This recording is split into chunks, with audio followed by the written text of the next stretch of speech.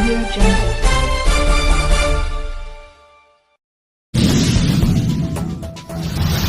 तो वर्तमान देखा परवर्ती खबर एही देशर सीनियर महिला टीम को हराइला 7 सन पिला बांग्लादेश अनुष्ठित होतिबा महिला चैलेंज कपर द्वितीय मैच रे एक आश्चर्यजनक फलाफल देखा मिली। बांग्लादेश 15 वर्ष कम पुरुष दल चमत्कार प्रदर्शन कर सीनियर महिला दल को 87 रन विशाल व्यवधान परास्त करिछि। मैच ढाकर बीकेएफ 3 ग्राउंड रे खेला जायतिला एवं एही टूर्नामेंट रो 3टी दल अंशग्रहण करुछन्ति महिला ग्रीन महिला रेड एवं पुरुष 15 वर्ष कम। आगामी आईआईसी महिला क्रिकेट विश्वकप रो प्रस्तुत स्वरूप एक प्रतियोगिता आयोजित होइतिला। महिला रेड दल सेमानकर प्रथम मैच रे ग्रीन दल को 32 रन परास्त करी एक भल आरंभ करथिले, किंतु द्वितीय मैच रे 15 वर्ष कम दल विपक्ष रे तिष्टि पारि नथिले। टॉस जीतिबा परे महिला रेड दल 15 वर्ष कम पुआ माननकु प्रथम बैटिंग करबाकू आमंत्रण करथिले। आरंभରୁ ही सेमानकर बैट्समैन समस्या धैर्य एवं आक्रमणात्मक प्रदर्शन देखाइथिले। अधिनायक बायजित बोस्तिन 47 रन रो एक गुरुत्वपूर्ण इनिंग्स खेलिथिले, जितेबेले अफजल हुसैन 44 रन रो जोड़ी स्कोर को एक दृढ़ भित्तिभूमि देइथिबार सूचना मिलिछि एवं ता सहित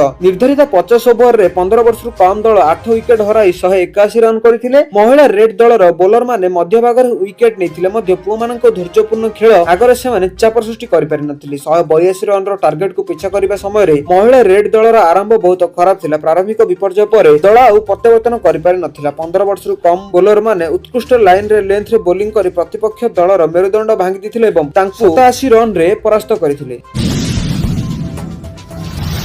तो वर्तमान देखा परवर्ती खबर अगस्ट 29 तारीख को ओडिशा सरकार को घोषणा कले छुट्टी। जानतु कहीं अगस्ट 29 तारीख में राज्य सरकार छुट्टी घोषणा कर राजस्व और विपर्य परिचालना विभाग तरफ एक विज्ञप्ति प्रकाश पाई।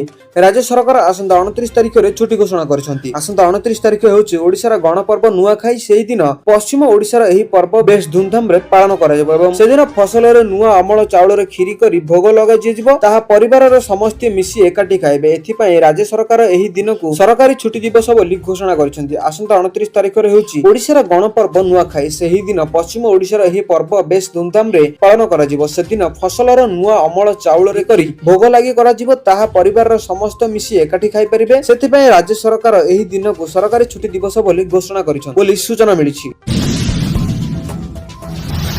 तो वर्तमान देखा परवर्ती खबर आसुची आउ एक लघुचाप राज्य में प्रबल वर्षा नहीं अलर्ट जारी कला पाणीपाग विभाग। 29 और 30 तारीख में पुणी वर्षा बढ़िबा। पश्चिम ओडिशा सह उपकूल ओडिशा रे वर्षा हेबो। 31 तारीख में लघुचाप सृष्टि हेबा सह एहा एकाधिक घनीभूत होई पारे। वरिष्ठ कृषि पाणीपागविद प्रोफेसर सुरेंद्रनाथ पशुपालक एही आकलन करिसेंती। प्रोफेसर पशुपालक कहिसेंती जे 25 और 26 तारीख में मौसुमी ट्रफ पूर्व भाग ओडिशा संलग्न उत्तर बंगोपसागर रे रहिबो एवं 25 और 27 तारीख भितर बंगोपसागर प्रतिदिन किछि घंटा पय लघुचाप क्षेत्र सृष्टि हेबो एवं एहा पुणी बिलियन हो 25 और 26 दक्षिण और पश्चिम ओडिशार वर्षा हो पारे। किछि स्थान रे भारी वर्षा आशंका रही। 27 तारीख में उपकूल और उत्तर ओडिशा मध्य धरणर वर्षा हो पारे बोली सूचना मिली। चाषी को परामर्श देई से कहउछन्ती बहु स्थान रे वर्षा जारी रहितबा जमी रे सार पकाइबारे समस्या होछि। केंद्रीय ओडिशा रे 28 तारीख पर बाकी जिला 30 तारीख पर सार पकाइबाकू से परामर्श दैछन्ती।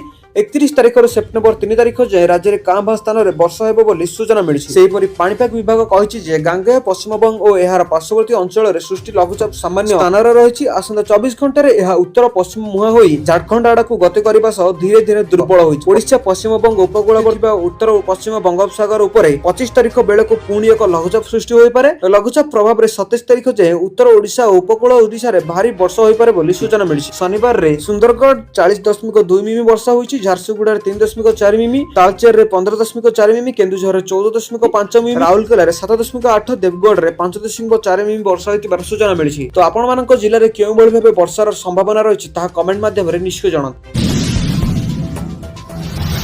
तो वर्तमान देखा परवर्ती खबर सुभद्रा टंका चलू कर नेला ह्यूज आप हजार हजार महिला को लगाइला चुन। 5500 टंका निवेश कले दिन को मिल 200 टंका। 16500 निवेश कले दैनिक मिल 615 टंका। निज अधीन रे जेते अधिक लोक सामिल करिवे दरमा आकार रे मिल सेते अधिक टंका। किछि एभली लोभनीय ऑफर देई नवेम्बर 2024 रे जगतसिंहपुर बालिकुद अंचल रे एंट्री मारिथिले ऑनलाइन मनी गेम संस्था ह्यूज आप। टार्गेट रे थिला ग्रामांचल युवपीढ़ी और महिला आप रे अधिकरु अधिक लोक जोड़ी हेबारु कूलर ଓ ଫ୍ରିଜ ଉପହାର ଦେଇଥିଲେ। ବାସ୍ କମ୍ପାନୀର ଏହି ଲୋକନୀୟ ଅଫର ଜାଳ ଢାଲରେ ଛନ୍ଦି ହୋଇଯାଇଥିଲେ ବାଲିକୁଦା ଅଞ୍ଚଳର ହଜାର ହଜାର ଲୋକ, ଯେଉଁଥିରେ ହଜାର ହଜାର ଅଧିକ ସୁଭଦ୍ରା ହିତାଧିକାରୀ ମଧ୍ୟ ଥିଲେ। ଅଧିକ ଟଙ୍କା ପାଇବା ଆଶାରେ ସୁଭଦ୍ରା ଟଙ୍କାକୁ ଆପ୍ରେ ନିବେଶ କରିଥିଲେ, ହେଲେ ଗତ 20 ତାରିଖ ପରଠାରୁ ଅନଲାଇନ ଆପ୍ ନାହିଁ କି ଖୋଜ ଖବର ନାହିଁ। କୋଟି କୋଟି ଟଙ୍କା ଚୁନ ମାରି ଫେରାସ୍ତ ହୋଇଯାଇଥିବାର ସୂଚନା ମିଳିଛି। ଗତ 8 ମାସ ଧରି ବାଲିକୁଦା ଅଞ୍ଚଳରେ ହଜାର ହଜାର ଲୋକଙ୍କ ଠାରୁ ଟଙ୍କା ଲୁଟିଥିଲା ଏହି ଆପ୍। ସପ୍ତାହେ ତଳେ ଆପ୍ ରୁ ଟଙ୍କା ଉଠାଣ ବନ୍ଦ ହୋଇଯାଇଥିଲା। ୱାଲେଟରୁ ଟଙ୍କା ଉଠାଇବାକୁ ନିବେଶକାରୀଙ୍କୁ ଏକକାଳୀନ ପୁଣି ଥରେ ଟଙ୍କା ଜମା କରିବାକୁ କୁହାଯାଇଥିଲା। ଏହି ଅଞ୍ଚଳର କୋଟି କୋଟି ଟଙ୍କା ପଠାଇବା ପରେ ଆଉ କାର୍ଯ୍ୟ କରିନଥିଲା ଆପ୍। ଏନେଇ ଠକେଇର ଶିକାର ହୋଇ ହଜାର ହଜାର ବ୍ୟକ୍ତି ଥାନାରେ ପହଞ୍ଚି ଅଭିଯୋଗ କରିଛନ୍ତି। ଅନଲାଇନ ଠକେଇର ଭିନ୍ନ କଥା ହେଲେ ଗ୍ରାମାଞ୍ଚଳର ଆପ୍ ଜରିଆରେ ଠକେଇ ହେଉଥିଲେ, ଏମିତି ଜାଣିପାରିନଥିଲେ ପ୍ରଶାସନ। ଏହା ପଛରେ କାର୍ପଟର କିଏ, ଠକେଇ ଶିକାର ହୋଇଥିବାର ଲୋକ କେମିତି ଫେରିପାଇବେ ଟଙ୍କା, ତାହା ନେଇ ଏବେ ଜୋରଦାର ଚର୍ଚ୍ଚା ଚାଲିଛି।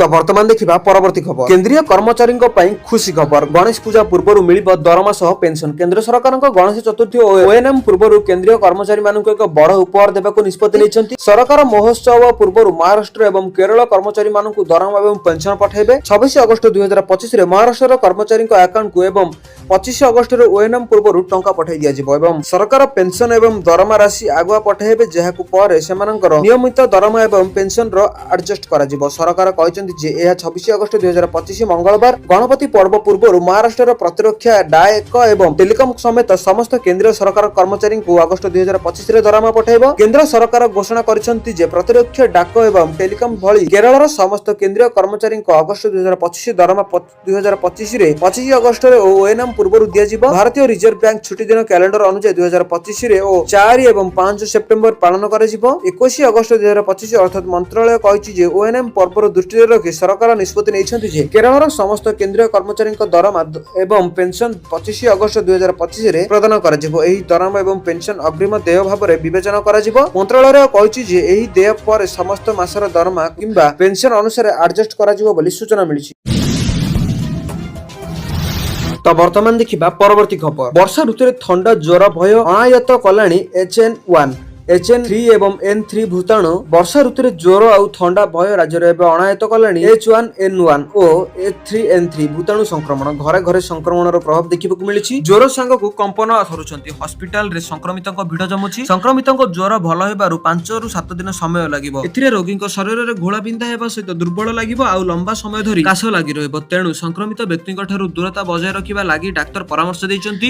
IRMCରୁ ମିଳିଥିବା ସୂଚନା ଅନୁଯାୟୀ ବର୍ତ୍ତମାନ H1N1 ଓ H3N3 ଭୂତାଣୁ ପ୍ରାଦୁର୍ଭାବ ବଢିଛି। ଏହାର ପ୍ରଭାବରେ ଲୋକ ସଂକ୍ରମିତ ହେଉଛନ୍ତି। ସାଧାରଣତଃ ବର୍ଷା ଋତୁରେ ଅଧିକ ମାତ୍ରା ଦେଖାଯାଇଥିବାର ସୂଚନା ମିଳିଛି। ତେଣୁ ଜନସାଧାରଣଙ୍କୁ ସତର୍କ ରହିବା ସହିତ ବିଶେଷଜ୍ଞ ପରାମର୍ଶ ନେଇ ଚିକିତ୍ସା ଦେଇଛନ୍ତି। କ୍ୟାପିଟାଲ ହସ୍ପିଟାଲର ବିଶେଷଜ୍ଞ କହିବା ଅନୁସାରେ H1N1 ଓ H3N2 ସ୍ପାଇସ୍ ଫ୍ଲୁର ସବଟି ଭାରିଆଣ୍ଟ ଇନଫ୍ଲୁଏନ୍ସା ଏବଂ ସଂକ୍ରମଣ ପାଇଁ ଜ୍ୱର ବ୍ୟାପୁଛି। ଏ ହେଉଛି ଋତୁକାଳୀନ ଭାଇରାଲ ଜ୍ୱର। ଏହା ବର୍ଷା ଓ ଶୀତ ଋତୁରେ ବ୍ୟାପିଥାଏ। ମୁଖ୍ୟତଃ ଶିଶୁ, ବୃଦ୍ଧ, ଗର୍ଭବତୀ ଓ ବହୁବିଧ ରୋଗୀଙ୍କ ପୀଡ଼ିତ ବ୍ୟକ୍ତି ଇନ୍ସୁରାନ୍ସ ଜ୍ୱର ଆକ୍ରାନ୍ତ ହୋଇଥାନ୍ତି। ଏହି ସଂକ୍ରମଣରେ ମାଂସପେଶୀ ଯନ୍ତ୍ରଣା, ଥଣ୍ଡା, ନାକରୁ ପାଣି ବୋହିବା, ଗଳା ଯନ୍ତ୍ରଣା ହେବା ନିୟମିତ ଭଳି ଲକ୍ଷଣ ବି ଦେଖାଯାଇଥାଏ। ଧଇଁ ସଇଁ ହେବା ସହିତ ହାଲିଆ ଲାଗିବା। ଏଥିପାଇଁ ଭିଡ଼ରୁ ଦୂରେଇ ରହିବା ଦରକାର ବୋଲି ଡାକ୍ତରମାନେ ସୂଚନା ଦେଇଛନ୍ତି।